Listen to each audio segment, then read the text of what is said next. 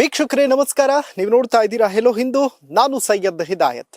ಅನೇಕ ವಿಧಾನಸಭಾ ಕ್ಷೇತ್ರಗಳಿಗೆ ಹೋಗಿ ಶಾಸಕರ ಮನೆ ಮತ್ತು ಅವರ ಮನದ ಮಾತು ನಿಮ್ಮವರೆಗೂ ತಲುಪಿಸುವಂತಹ ಒಂದು ಪ್ರಯತ್ನ ಮಾಡ್ತಾ ಇದ್ದೀವಿ. ನಮ್ಮ ದಕ್ಷಿಣ ಕನ್ನಡದಲ್ಲಿರುವಂತಹ ಬಂಟ್ವಾಳ ವಿಧಾನಸಭಾ ಕ್ಷೇತ್ರಕ್ಕೆ ನಾನು ಬಂದಿದ್ದೀನಿ. ಶಾಸಕ ರಾಜೇಶ್ ನಾಯಕ್ ಅವರ ಹೋಮ್ ಟೂರ್ ಮಾಡುವಂತಹ ನಿಟ್ಟಿನಲ್ಲಿ ನಮ್ಮದೊಂದು ಪ್ರಯತ್ನ. ಫಸ್ಟ್ ನಿಮಗೆ ಪ್ರಕೃತಿಯನ್ನ ತೋರಿಸಿ ಬಿಡ್ತೀನಿ. ತುಂಬಾ ಅದ್ಭುತವಾದಂತಹ ದೃಶ್ಯ ನಮ್ಮ ಕಣ್ಣಿಗೆ ಕಾಣಸಿಗುತ್ತೆ. ಎತ್ತ ಕಣ್ಣು ಹಾಯಿಸಿದ್ರು ಅಚ್ಚ ಹಸಿರ ವಾತಾವರಣ ಕಾಣಸಿಗುತ್ತೆ. ಪಕ್ಷಿಗಳ ಆ ಒಂದು ಸದ್ದು ಇಂಚರ ತುಂಬಾ ಅದ್ಭುತವಾಗಿದೆ. ಮತ್ತೊಂದು ಕಡೆ ಮನೆಯ ಒಳಭಾಗದಲ್ಲಿ ನೀವು ನೋಡಬಹುದು, ಹೊರಗಡೆ ಫೌಂಟೇನ್ ರೀತಿಯಲ್ಲಿ ಮಾಡಿಕೊಂಡಿದ್ದಾರೆ. ಸೊ ಮನೆಗೆ ಎಂಟರ್ ಆಗೋಕ್ಕೂ ಬಿಫೋರ್ ನಮಗೆ ಸಿಗುವಂತಹ ಪಾರ್ಟ್ ಇದು. ಅದಾದ ನಂತರ ಸುತ್ತಲೂ ಕೂಡ ಹಚ್ಚ ಹಸಿರ ವಾತಾವರಣ ಇದೆ. ಮತ್ತು ಈ ಜಾಗ ನಾನೀಗ ಏನ್ ನಿಂತಿದ್ದೀನಿ, ಇಲ್ಲಿ ಕಾರ್ ಪಾರ್ಕಿಂಗ್ಗೂ ಕೂಡ ತುಂಬಾ ಅದ್ಭುತವಾದಂತಹ ವ್ಯವಸ್ಥೆಯನ್ನ ಮಾಡಿಕೊಂಡಿರುವಂತದ್ದು. ಇದು ಶಾಸಕರಿಗೆ ಸಂಬಂಧಿಸಿದಂತಹ ಕಾರುಗಳು. ಸೊ ಇದು ಅವರ ಬ್ಯೂಟಿಫುಲ್ ನಿವಾಸ. ನಾನು ಅನೇಕ ಶಾಸಕರುಗಳ ಮನೆಗೆ ಹೋಗಿದ್ದೀನಿ, ಬಟ್ ನನಗೆ ಈ ಮನೆ ತುಂಬಾ ಸ್ಪೆಷಲ್ ಅಂತ ಅನಿಸ್ತದೆ. ಯಾಕೆಂತಂದ್ರೆ ಅಷ್ಟು ಪ್ರಶಾಂತವಾದಂತಹ ವಾತಾವರಣ, ಒಂದು ಮನಸ್ಸಿಗೆ ಮುದ ನೀಡುವಂತಹ ವಾತಾವರಣ ರಾಜೇಶ್ ನಾಯಕ್ ಅವರ ಮನೆಯಲ್ಲಿದೆ. ಸೊ ತಮ್ಮೆಲ್ಲರಿಗೂ ಬಂಟ್ವಾಳ ವಿಧಾನಸಭಾ ಕ್ಷೇತ್ರದ ಶಾಸಕರು ರಾಜೇಶ್ ನಾಯಕ್ ಅವರ ಮನೆಯನ್ನ ತೋರಿಸುವಂತಹ ಒಂದು ಸಣ್ಣ ಪ್ರಯತ್ನ. ಅದಾದ ನಂತರ ಇಲ್ಲಿ ಅನೇಕ ಕೃಷಿಗೆ ಸಂಬಂಧಿಸಿದಂತಹ ವಿಚಾರಗಳು ಕೂಡ ಇದೆ, ಅದನ್ನು ಕೂಡ ಇವತ್ತು ಹಂಚಿಕೊಳ್ತಾ ಹೋಗ್ತೀವಿ. ಮತ್ತು 2 ವರ್ಷಗಳು ಶಾಸಕರುಗಳು ಆಯ್ಕೆಯಾಗಿ ಕಳೀತಾ ಇದೆ.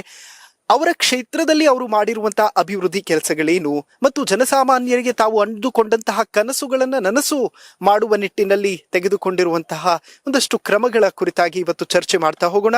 ನನ್ನ ಹಿಂದೆ ಕಾಣಿಸ್ತಾ ಇರುವಂತಹದ್ದು ಶಾಸಕರ ಅದ್ಭುತವಾದಂತಹ ನಿವಾಸ.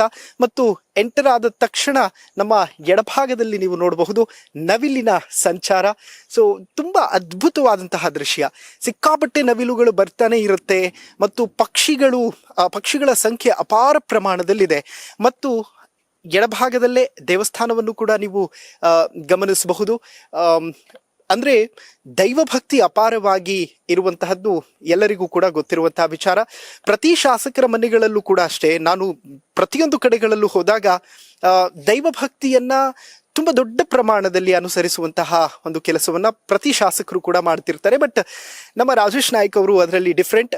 ಮತ್ತು ಎಡಭಾಗದಲ್ಲಿ ನೀವು ನೋಡಬಹುದು ತುಳಸಿ ಕಟ್ಟೆ ಇದೆ. ಪ್ರತಿನಿತ್ಯ ಪೂಜೆ ಪುನಸ್ಕಾರಗಳು ಆರಂಭ ಆಗುವುದು ಇಲ್ಲಿಂದಲೇ. ಸೊ ಮನೆಯಲ್ಲಿ ಪ್ರತಿನಿತ್ಯವೂ ಕೂಡ ಪ್ರಕೃತಿಗೆ ಪೂಜೆ ಮಾಡುವಂತಹ ಒಂದು ಪರಿಪಾಠವಿದೆ.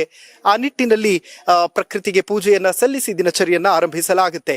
ಮತ್ತು ಇಡೀ ಕುಟುಂಬ ಕೂತ್ಕೊಳ್ಳೋದಕ್ಕೆ ಅಂತ ಹೇಳಿ, ಅಂದ್ರೆ ಒಂದು ತಂಪಾದ ವಾತಾವರಣದ ಮಧ್ಯೆ ಪ್ರಕೃತಿಯ ಮುದವನ್ನ ತೆಗೆದುಕೊಳ್ಳುವಂತಹ ನಿಟ್ಟಿನಲ್ಲಿ ಒಂದು ಅದ್ಭುತವಾದಂತಹ ಸ್ಪೇಸ್ ನ ಕ್ರಿಯೇಟ್ ಮಾಡ್ಕೊಂಡಿದ್ದಾರೆ. ಅದಾದ ನಂತರ ನಿಮಗೆ ಸ್ವಿಮ್ಮಿಂಗ್ ಪೂಲ್ ಕೂಡ ಕಾಣಿಸಬಹುದು. ಬಟ್ ಈ ಸ್ವಿಮ್ಮಿಂಗ್ ಪೂಲ್ ಅಲ್ಲಿ ರಾಜೇಶ್ ನಾಯ್ಕ್ ಸರ್ ಇಳಿದಿರೋದು ತುಂಬಾ ಕಡಿಮೆ, ಒಂದು 10-15 ವರ್ಷ ಆಗಿರಬಹುದು ಅಂತ ಅನಿಸ್ತದೆ. ಯಾಕೆ ಅಂತಂದ್ರೆ ಇಲ್ಲಿ ಕೃಷಿ ಚಟುವಟಿಕೆಗಳಿಗೆ ಹೆಚ್ಚು ಸಮಯ ಕೊಡೋದ್ರಿಂದಾಗಿ ಇನ್ನಿತರೆ ರಾಜಕೀಯ ಚಟುವಟಿಕೆಗಳು ಕೂಡ ನಿರಂತರವಾಗಿ ಸಾಗ್ತಾ ಇರುತ್ತೆ. ಸೊ ಹಾಗಾಗಿ ಆ ನಿಟ್ಟಿನಲ್ಲಿ ಅವರ ಪ್ರಯತ್ನ ಮುಂದುವರೆದಿದೆ. ಸೊ ಇವತ್ತು ನಮ್ಮ ಅತಿಥಿಯನ್ನ ಮಾತನಾಡಿಸುವಂತಹ ಒಂದು ಪ್ರಯತ್ನವನ್ನ ಮಾಡ್ತೇನೆ. ಸುತ್ತಲೂ ಕೂಡ ಹಸಿರ ವಾತಾವರಣ ಮತ್ತು ಈ ಹಚ್ಚ ಹಸಿರ ವಾತಾವರಣದ ಮಧ್ಯೆ ಒಂದು ಅದ್ಭುತವಾದಂತಹ ವ್ಯಕ್ತಿತ್ವ ಮಾತಾಡ್ಲಿಕ್ಕೆ ಸಿಕ್ಕರೆ ಅದರ ಮಜವೇ ಬೇರೆ ಇರುತ್ತೆ. ಓಕೆ, ಬನ್ನಿ ಶಾಸಕರನ್ನ ಮಾತಾಡಿಸ್ತಾ ಹೋಗೋಣ. ಅವರ ಮನೆ ಮತ್ತು ಮನದ ಮಾತನ್ನ ನಿಮ್ಮವರೆಗೂ ತಲುಪಿಸುವಂತಹ ಪ್ರಯತ್ನ ಮಾಡ್ತಾ ಇದ್ದೀನಿ. ಸರ್, ಕಾರ್ಯಕ್ರಮಕ್ಕೆ ಪ್ರೀತಿಯ ಸ್ವಾಗತ. ಧನ್ಯವಾದಗಳು.